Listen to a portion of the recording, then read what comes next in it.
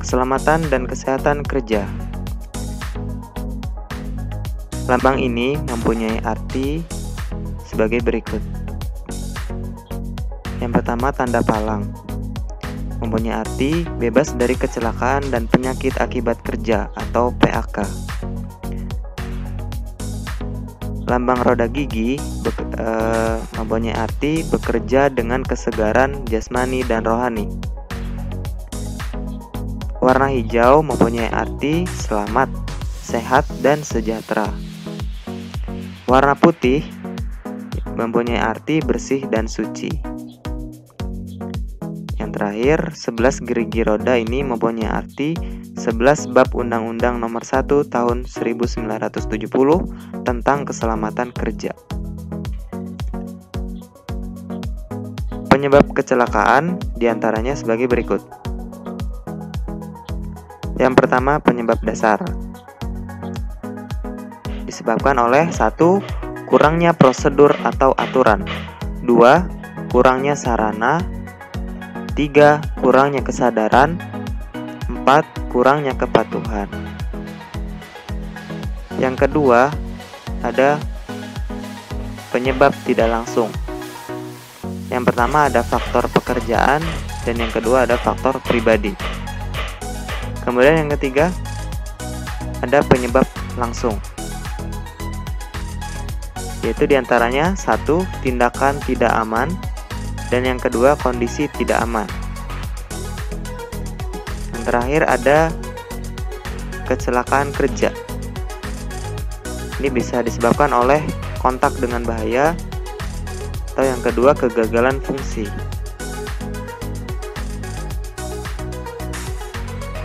Dan yang paling terakhir, kerugian. Yang pertama disebabkan oleh manusia, yaitu diantaranya cedera, keracunan, cacat, kematian, dan PAK. Yang kedua disebabkan oleh mesin atau alat,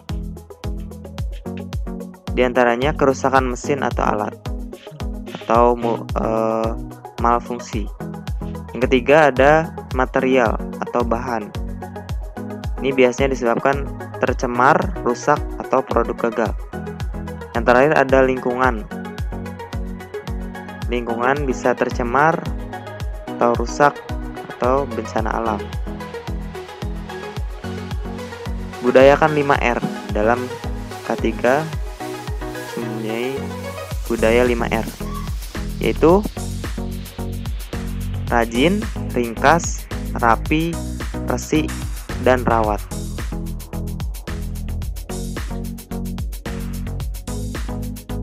Kemudian ada tanda makna dari label di tempat kerja. Yang label kuning ini mempunyai arti batas area kerja atau batas jalur. Kemudian yang berwarna hitam, kemudian di tengahnya ada label, itu berarti produk jadi. Kemudian bisa juga sarana umum. Kemudian yang warna hijau ini berarti bahan baku, atau bisa juga sarana P3K, keselamatan, darurat, dan evakuasi. Kemudian yang keempat ada label yang garisnya warna biru.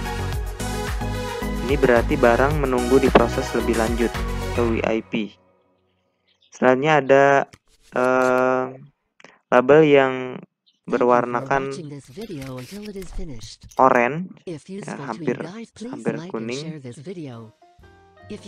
Ini yang berarti barang inspeksi QC. Kemudian selanjutnya ada yang berwarna merah. Ini artinya barang cacat, barang tidak terpakai, atau tanda berhenti. Kemudian selanjutnya ada label yang berwarna abu-abu. Itu berarti inventaris, atau bisa juga identitas laci penyimpanan, rak, peralatan, dan sebagainya. Kemudian ada label yang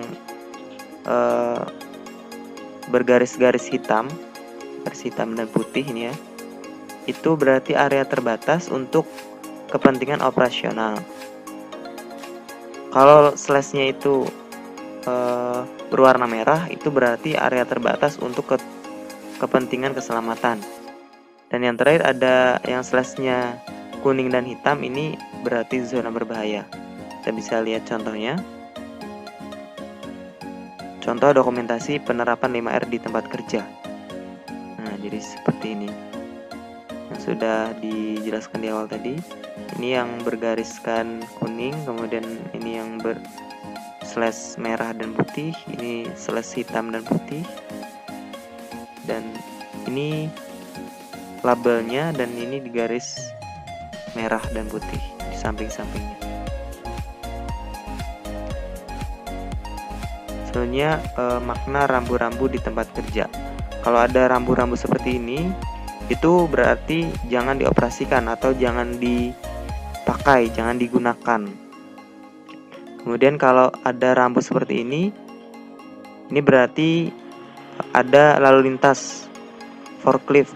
Nah, seperti yang ada di gambar ini, gambar forklift, orang yang sedang mengendarai forklift. Jadi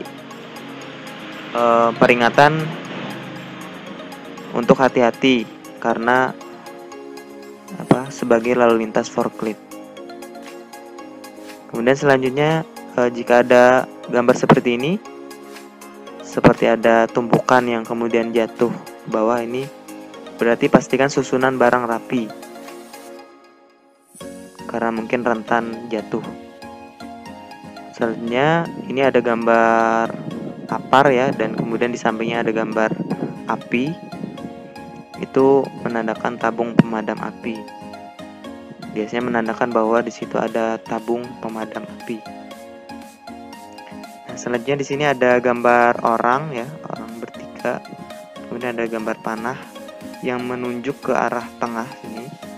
Itu berarti tempat berkumpul evakuasi darurat. Ya, misalkan ada bencana atau kebakaran dan lain sebagainya. Jadi ini adalah tempat evakuasi untuk titik kumpulnya. Selanjutnya ini adalah salah satu lambang suatu tempat ya, dan di sini dicontohkan musola. Bisa saja nanti lambangnya itu masjid atau WC atau lain sebagainya. Selanjutnya di sini ada tanda dan makna papan informasi di tempat kerja.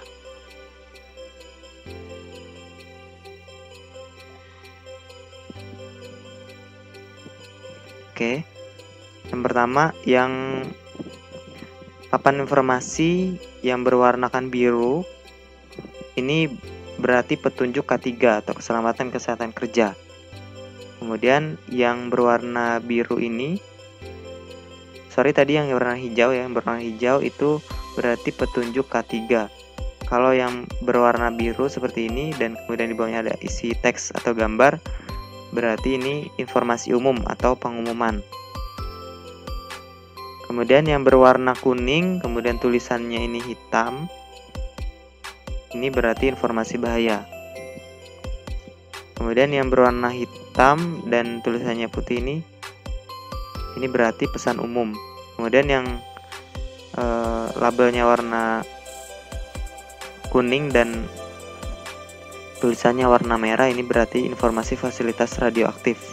Dan yang terakhir ada tulisan putih dan backgroundnya warna oranye, ini berarti informasi larangan. Nah, selanjutnya ini ada APD atau alat pelindung diri, bagian dari K3 juga, keselamatan kesehatan kerja. Pertama ada gambar pelindung kerja, pelindung kepala. Di sini ada bermacam variasi pelindung kepala, mulai dari yang biasa, helm biasa tanpa ada pelindung untuk muka. Beda halnya sama yang di sebelahnya ini punya pelindung untuk wajahnya juga. Kemudian yang sebelahnya ini ada pelindung untuk telinga ya, untuk telinga, tapi dengan headphone-nya. Biasanya untuk yang bekerja di tempat yang bising, atau yang punya suara yang keras-keras dipakai ini. Kalau yang ini biasanya di tempat yang rentan kena muka, kena percikan-percikan ketika sedang bekerja. Selanjutnya di sini ada pelindung mata, ya, berbagai jenis pelindung, ada yang mulai dari yang biasa berwarna putih, yang berwarna transparan, ada juga yang warnanya hitam. Nah, di sini ada yang untuk pelindung las ketika sedang ngelas. Selanjutnya juga ada pelindung untuk pendengaran. Nah, seperti yang di awal tadi, yang helm disertai dengan pelindung pendengaran. Kalau ini pelindung khusus untuk pelindung pendengaran, headphone atau earphone. Selanjutnya ada pelindung untuk pernafasan. Nah, biasanya untuk yang bekerja di tempat-tempat yang rentan terhadap bau-bau yang menyengat, jadi menggunakan pelindung pernafasan ini. Selanjutnya ada pelindung tangan. Nah, di sini ada sarung tangan, bermacam-macam jenisnya juga, ada yang mulai dari yang tipis sampai yang paling tebal. Kemudian di sini ada pelindung kaki, ya. Pelindung kaki di sini juga banyak variasinya tergantung dengan medan di tempat kerja tersebut. Ada yang pendek, ada yang cuma setengah betis, ada yang sampai selutut. Kemudian ada pelindung jatuh, maksudnya ketika di medan-medan yang mengharuskan untuk manjat, untuk naik ke tempat yang tinggi, maka harus memakai pelindung ini agar tidak terjadi hal-hal yang tidak diinginkan. Nah, di sini selanjutnya ada pelindung tubuh. Nah, biasanya untuk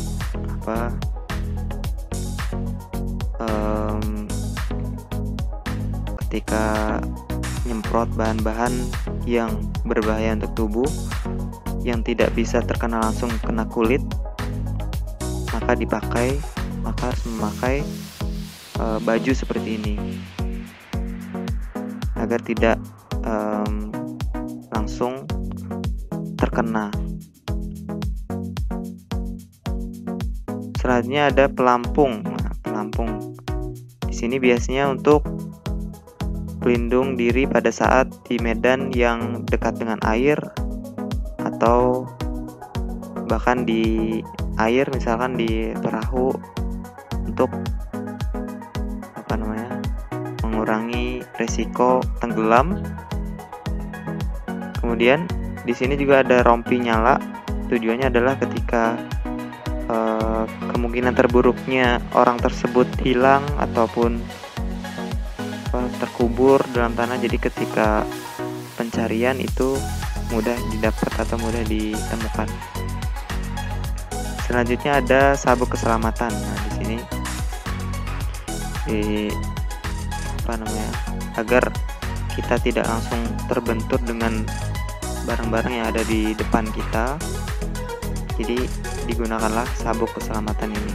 Biasanya terdapat di mobil, yang paling sederhana itu di mobil atau tempat-tempat yang rentan terhadap guncangan-guncangan. Selanjutnya ada jas hujan. Nah, di sini jas hujan dipakai ketika curah hujannya cukup tinggi dan memang sedang musim hujan, jadi dipakai jas hujan. Tapi ketika musim kemarau pun ini jasnya bisa dipakai juga untuk melindungi paparan sinar matahari. Selanjutnya sudah. Sekian dan terima kasih. Berikut tadi adalah penjelasan tentang K3, keselamatan kesehatan kerja.